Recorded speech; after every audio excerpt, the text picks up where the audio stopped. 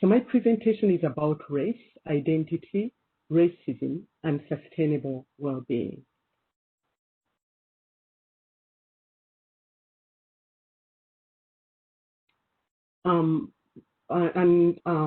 My presentation actually is framed within postmodernism to add to what Juliana talked about discourse. Postmodernism beyond modernist thinking that is limited and tends to limit us to dualistic thinking. It's also framed within critical social theory, as Juliana talked about, and human rights, definitely, as has been introduced already. And the overall goal is elimination of racial discrimination. The second part of the presentation is the research findings that research have been involved in, but also research of other scholars that spans about 60 years time frame. And lastly, I will present on recommendations for research policy and practice. But I would like to upfront my presentation by mentioning that I'm going to provide about 6 slides very quickly, but it's just the background. And to remind you that the slides are going to be, PowerPoints are going to be available for anybody interested. And then when I talk about the research, that's when I ground down a bit of what my presentation is about. So, sorry. So what is race? History and the global perspective allows us to, or exposes 2 dominant meanings and intersecting discourses in relation to race and people's well-being and human life. So there's the ideology of the social construct of race, which is hierarchical and which has been there for a very long time. And we can relate it to how 10th century Europe, for example, talked about the Nordic race and arranged the society in such a way that blue-eyed and blonde-haired people were superior, while other people in Europe with dark hair and brown eyes were inferior. It could be compared to what we hear about the caste system in India, or what we hear about as red, black, yellow, and black people in North America. Usually those fixated race categorization based on our inborn qualities are hierarchical, and they are defined by those who are in power, but they are also time and geographic specific. So they change. They are fluid kind of connotations that are put in society. And they are there. They are a reality that we experience. We also know that the race ideology contributed to slavery, and it contributed to colonization, and it contributed to the Second World War. So the other discourse then of race that we come across is referenced in the Bible as when Paul talks about the human journey or the journey of life. So we are all in this race human journey as people in one human family, as we've already been told. So when the United Nations talked about the Universal Declaration of Human Rights, they refer to one human race. We are all born free, equal in dignity and worth. Although society is continuously propagating the ideology of race.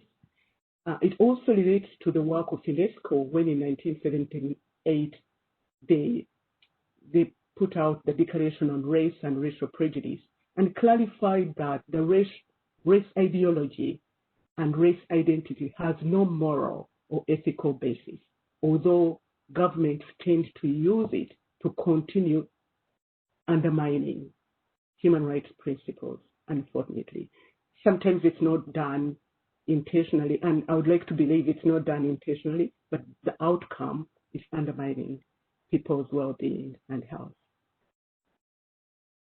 I need to move fast because my slides, so I've already talked about the North American construction of race identity, fixated identities, which are actually arranged in such a way that those in power even have the audacity to say that they can relegate you to an inferior race.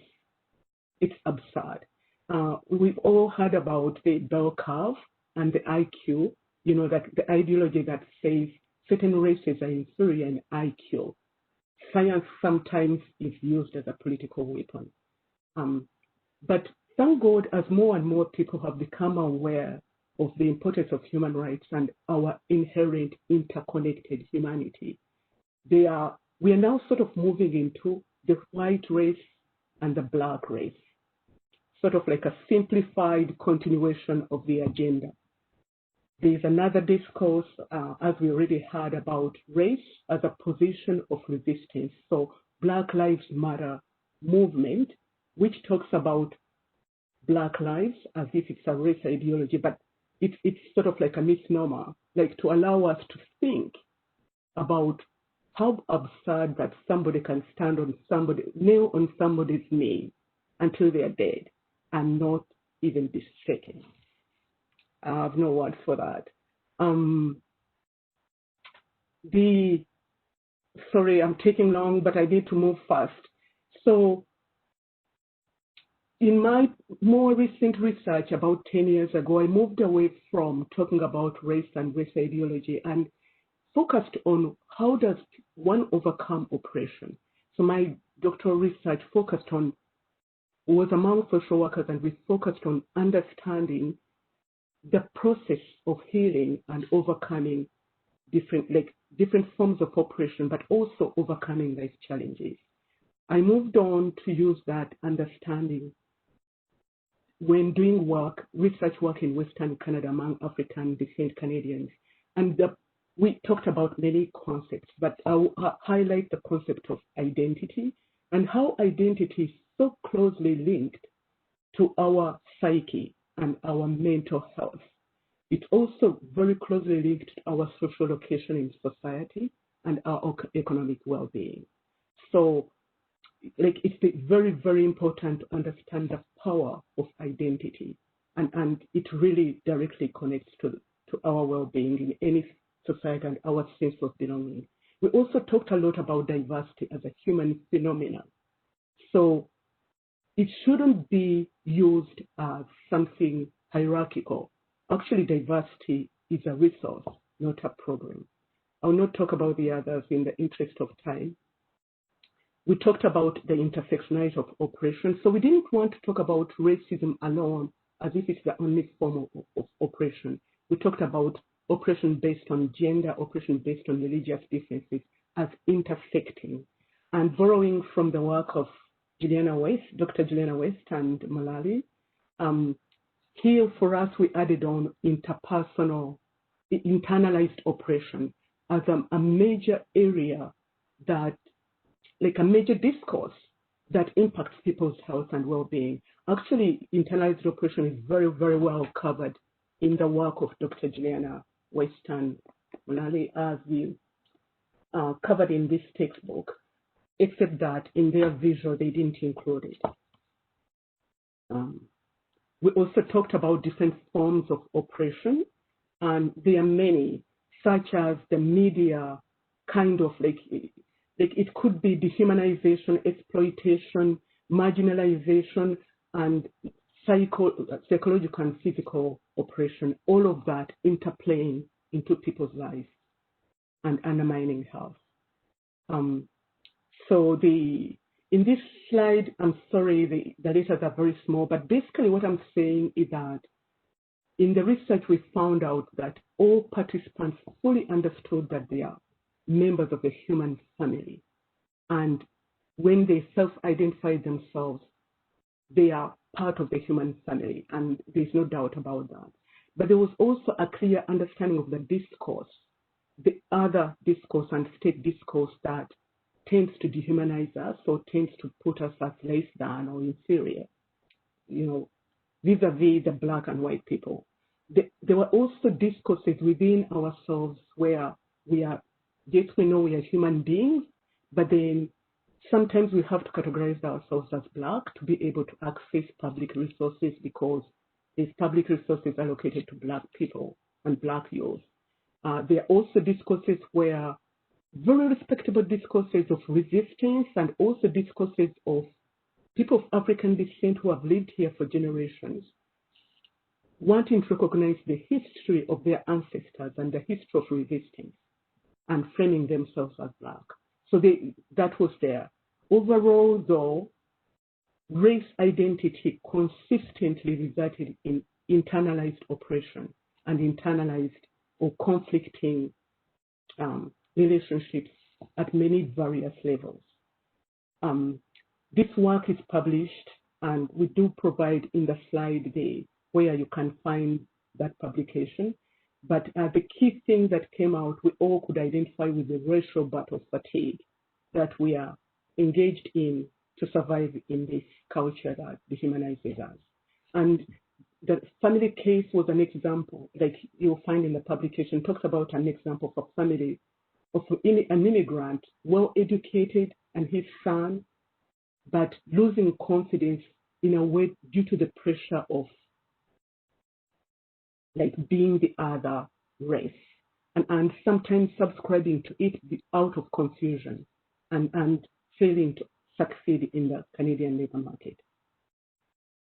The other key example is the example of a community, the African Methodist Fountain Chapel, Organs Valley community in BC, which in 1918 was a strong community, as the slide there shows, a community that is thriving, but as a result of Vancouver City urban policy renewal, the city was traumatized when they heard that the road was going to go through their city.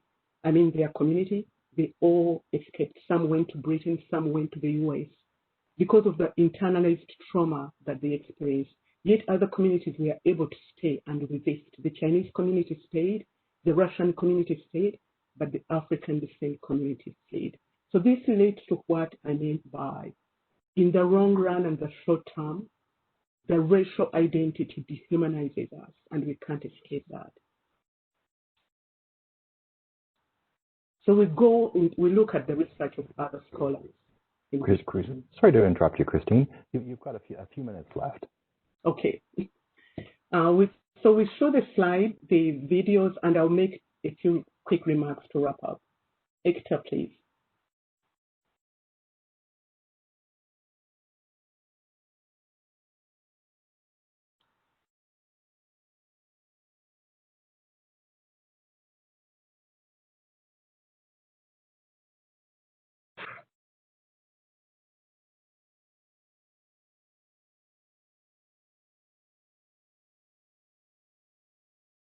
Volume. What is the volume? Sorry. I apologize, we are having trouble with volume there. But the links to those, the dot, again in the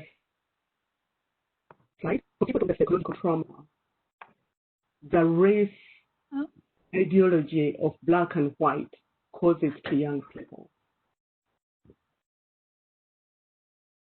That's probably one of those blue eyes, brown eyes type of studies. No, I've seen that one. Yeah.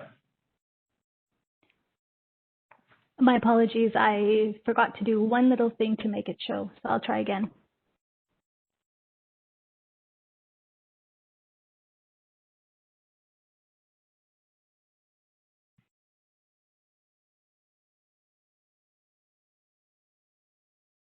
And which doll is the black doll? And which one is the white doll? That one. Which doll is the pretty doll? Which doll is the nice doll? Which doll is the bad doll? Which doll is the nice doll? And which doll is the bad doll? And why is that doll pretty?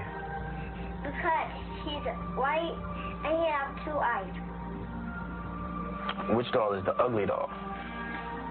Why is that doll ugly? Because He's black. Which doll looks most like you? Like me. Yeah, which one looks like you? And that was Okay. a doll. Can you show me the doll?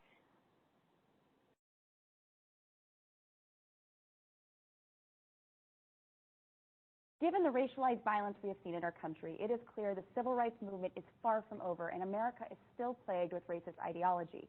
But what can science say about race? What if science could help erase racism once and for all? Hey everyone, it's Natalia Reagan back at it again at D News. First of all, it is time that we start teaching our kids as soon as they can talk, and adults for that matter, that there is no biological basis for racial classification. In terms of biology, race doesn't exist. Now that's not to say race isn't real, though it's important to understand that race is a cultural construct, that humans created this and has nothing to do with our biology. There are no distinct genetic boundaries for the groups commonly called races. Traditionally, scientists have used race to refer to a subspecies. And what determines a subspecies from a species varies among taxa. But in humans, there are no distinct genetic boundaries for the groups commonly called races, and we only have 0.1% variation within our own species versus chimpanzees, which have from 0.3 to 0.7% variation. Now, there is genetic variation within and between populations, but it is quite small. And the most amount of genetic variation found within our species isn't between those of European and African ancestry, it's between various populations within Africa. This is called the founder effect, or reduced genetic diversity in a population founded by... I think we can stop there in the interest of time. So the participants, please, you are encouraged to look at to view those videos at your own time and get more from it. But we need to move to the wrap-up slide. So in my presentation, I make 5 recommendations, and they are framed within Canada's leadership in advancing human rights and human rights values. They are also framed within best practices that can support well-being and holistic development for everyone. They are also made in memory of Caleb, a 13-year-old young boy who took his life here in Saskatchewan in 2018 after experiencing racial bullying at school. The goal is to protect young people and others without a voice and to protect their future generation. So in the first recommendation is that we should all be aware of the impact of race, identity, and ideology, and fixated categorization of people and how it impacts their health, social, and economic well-being.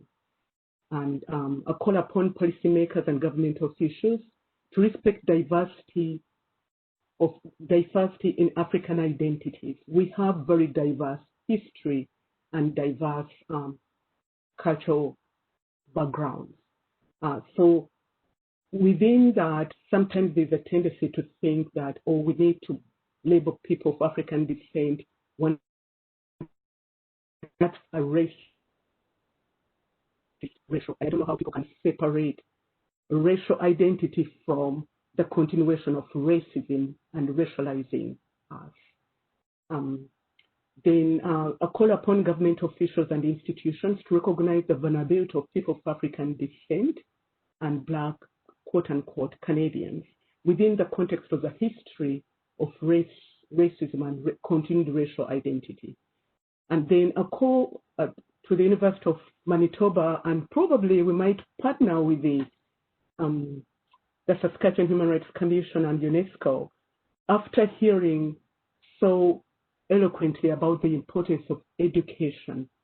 We really need to establish a research and a human rights multidisciplinary research and policy institute that can help us study this very complex and broad subject area that impacts not only people of African descent or First Nations people and racialized groups, but it does impact the development of Canada as a whole.